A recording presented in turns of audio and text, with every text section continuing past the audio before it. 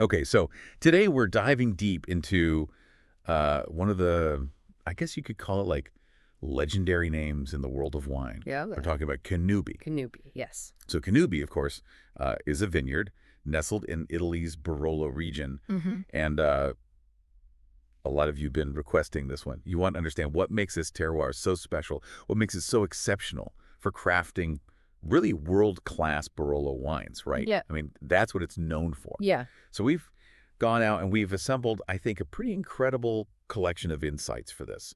We've got historical accounts, we've got geological surveys, some detailed tasting notes, and perspectives from some real seasoned experts, yes. all to basically dissect the history, the unique characteristics of the land, the winemaking, and ultimately the revered status of Cannubi wines. Yeah, I mean, I think we're going to go on a really interesting journey here because it really is, I think, the jewel in the crown of Barolo. Yeah. Cannubi is not just a place, it's not just a name on a map. Yeah. It's a standard, I think. It's a benchmark that has been recognized for centuries. We found some really compelling stuff going all the way back to the 18th century. Okay, cool. So let's get into it. Let's jump in. So for those who might not be, familiar, Cannubi is of course part of the prestigious Barolo DOCG in Piedmont in Right. Italy. And it's considered one of the oldest and most esteemed crusts in the entire area. So what is it about Cannubi that makes it so crucial for Barolo's excellence?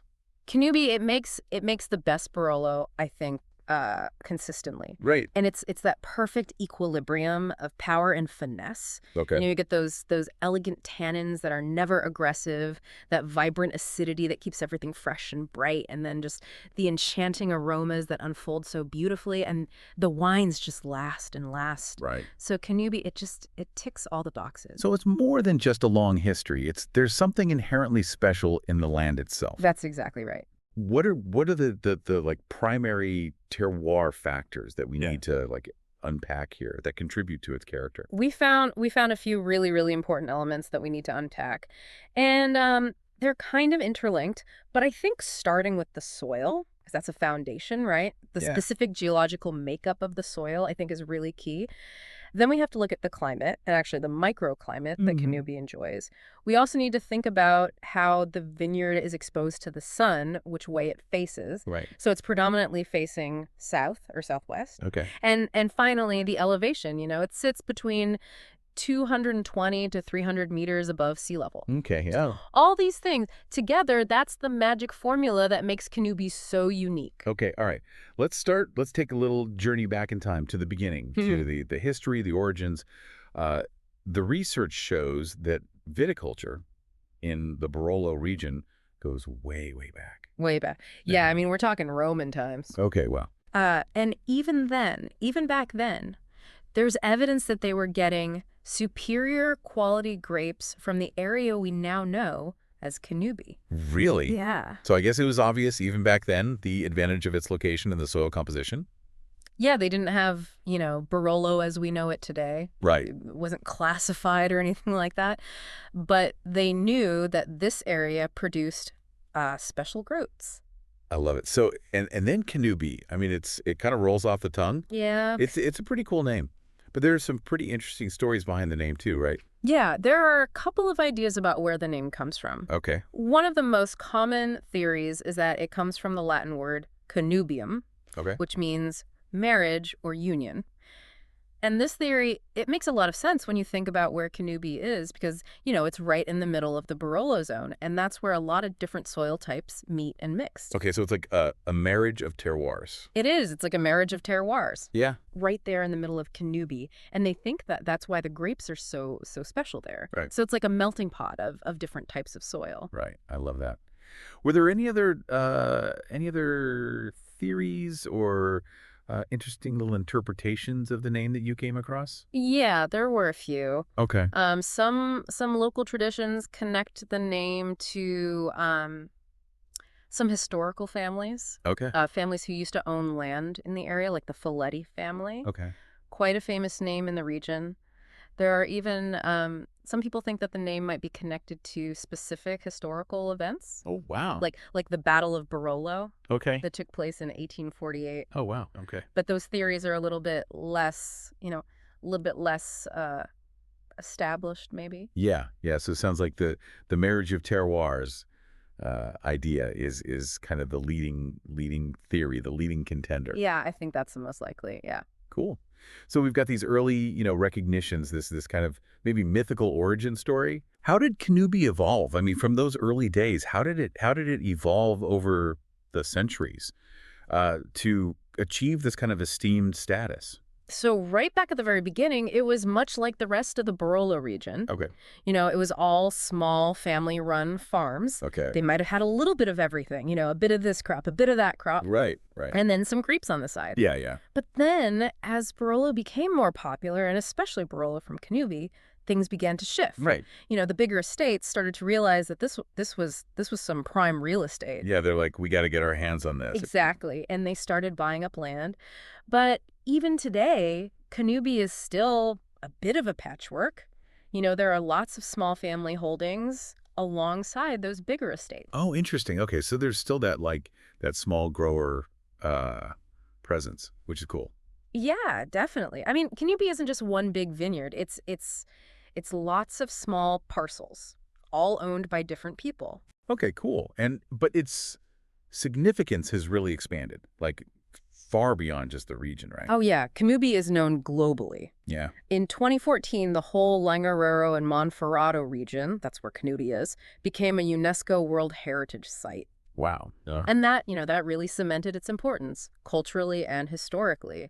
And now, globally, Cannubi is a byword for top-quality Barolo. It's like a seal of approval. Exactly. It means you're getting the good stuff. Yeah. So what is that kind of global recognition, what does that mean for everyone involved? Well, for the people who make the wine, the producers, owning a piece of Cannubi, it's a source of huge pride. Yeah, I bet. It's like a badge of honor. Yeah. And of course, commercially, it's a big advantage.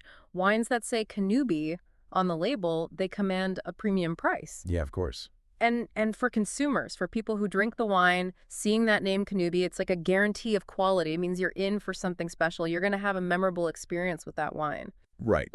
That makes sense. So we've talked about the history. Yeah. We set the stage. Let's delve into this unique ecosystem. Let's talk about the terroir itself. And I guess start with the foundation, the soil. Yeah. And our sources, they describe it as predominantly calcareous marls.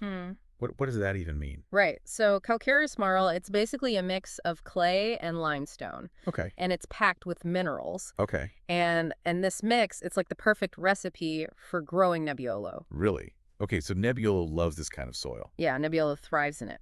Why? Well, the limestone is great for drainage. Okay. So the water doesn't sit around the roots and make them soggy. Okay, right. But on the other hand, the clay, it's brilliant at holding on to moisture. Okay. So during those hot, dry summers that you get in Piedmont, the vines don't get thirsty. Yeah, that makes sense. Yeah. They've got a nice reservoir of water there in the soil. So you've got this perfect balance. So drainage and moisture retention. That's great for the vines, but how does that translate into the wine itself? So the limestone, it gives the wine a kind of minerality. Okay. And a sort of elegance. Right. And then the clay, that adds structure and depth. Interesting. And Cannubi's got another little secret ingredient in its soil.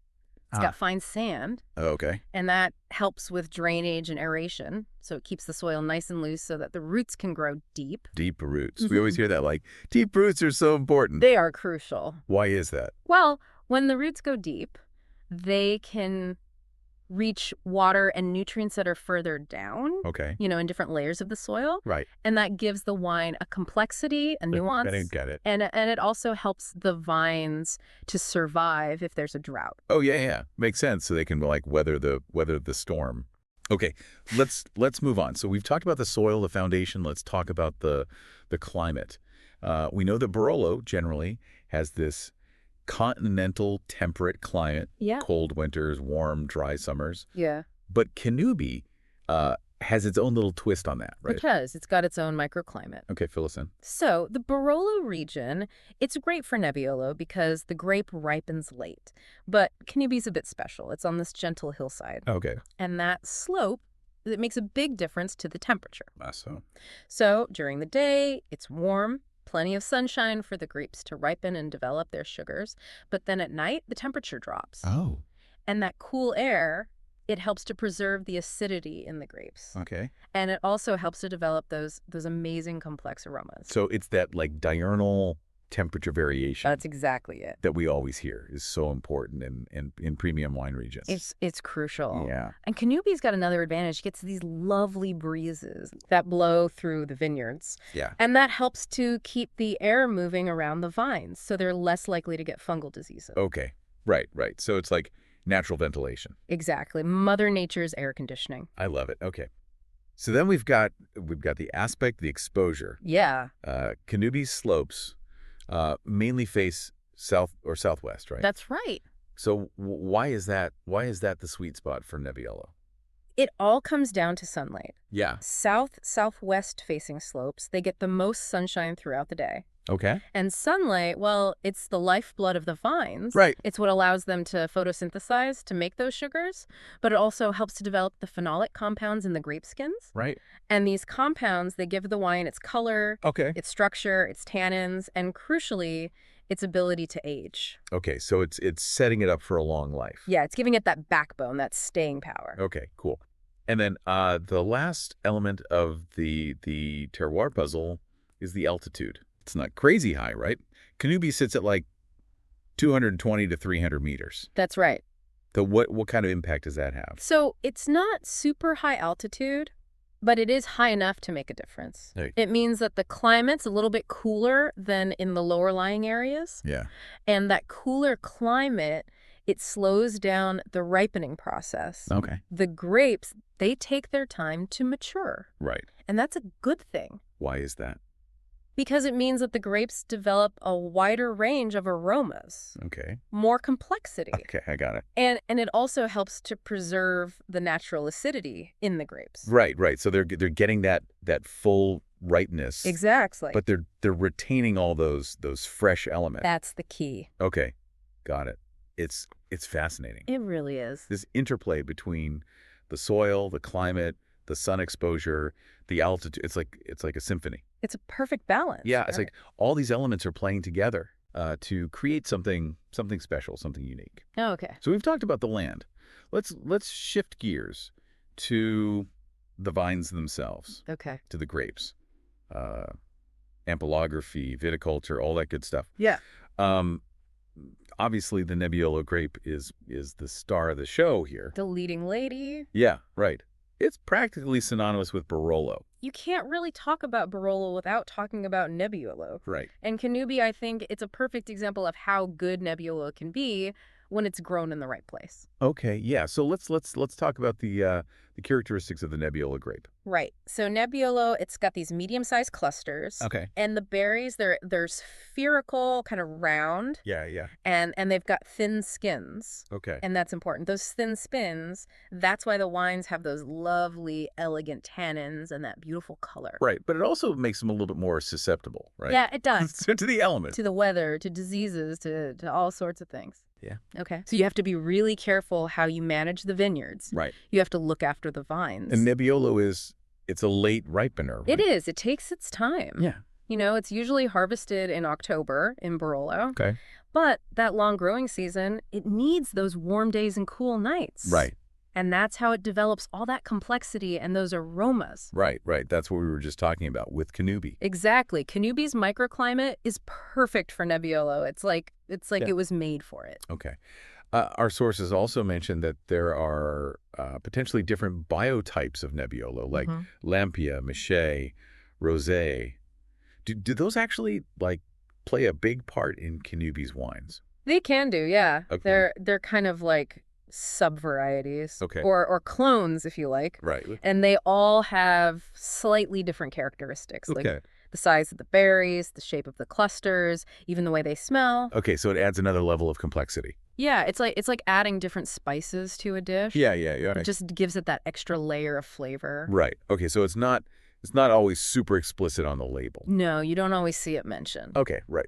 But if there's a mix of biotypes in a vineyard, it can make a difference to the wine. Yeah. Okay.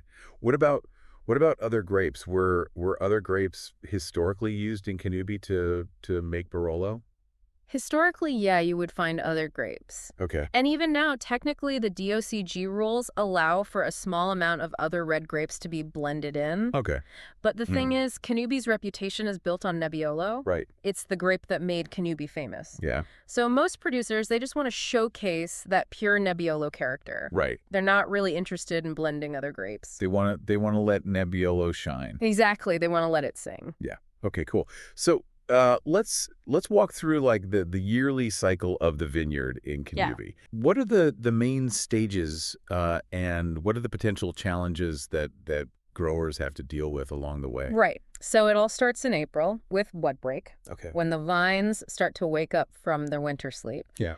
And at that stage, the big worry is frost. Oh, yeah, right. You know, if you get a late frost, it can damage the delicate buds. Yeah, okay. And that can really affect the yield. Right.